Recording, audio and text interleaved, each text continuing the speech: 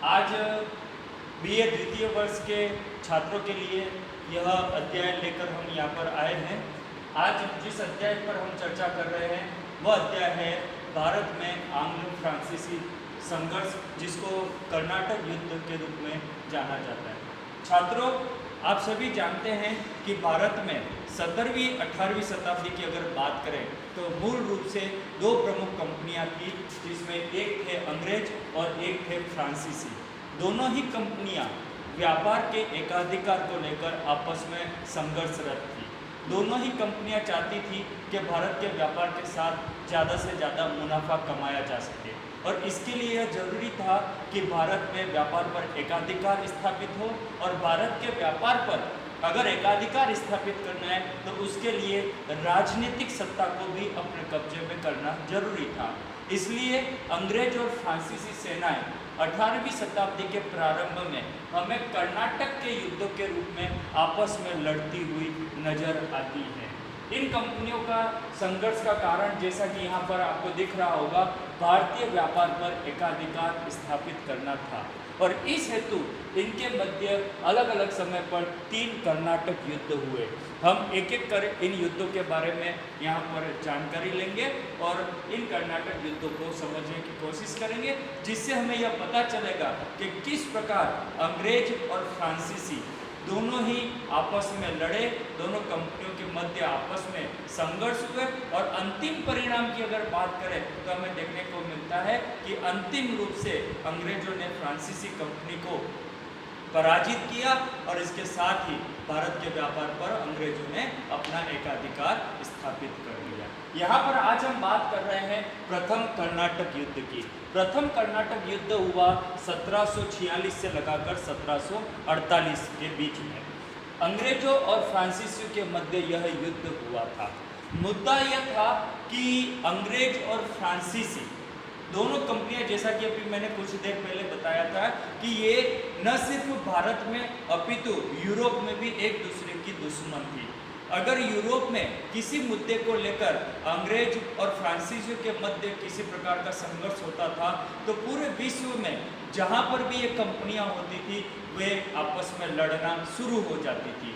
इसी कारण से प्रथम कर्नाटक युद्ध के दौरान भी यही घटना घटी। इस संघर्ष में, इस युद्ध में लड़ाई का मूल कारण भारत में कुछ नहीं था। यह यूरोप के ऑस्ट्रिया के उत्तराधिकार के प्रश्न को लेकर वहां पर ब्रिटेन और फ्रांस आपस में लड़े, और उसके परिणाम स्वरूप भारत में भी अंग्रेज और फ्रांसीसी कंपनियां आपस में युद्ध करने लग गई, और ऑस्ट्रिया के उत्तराधिकार के प्रश्न को लेकर भारत में भी दोनों कंपनियों के बीच में यह युद्ध प्रारंभ हो गया। यह युद्ध 1746 से लगाकर 1748 के मध्य हुआ, जिसको प्रथम कर्नाटक युद्ध के रूप में जाना जाता है। यह युद्ध 1746 में फ्रांसीसी गवर्नर जनरल डुप्ले के द्वारा प्रारंभ किया गया। डुप्ले ने फ्रांसीसी नौसेना सहायक ला बोर्डेने को बुलाकर उसकी सहायता से मद्रास का घेरा डाल दिया और मद्रास पर अधिकार कर लिया।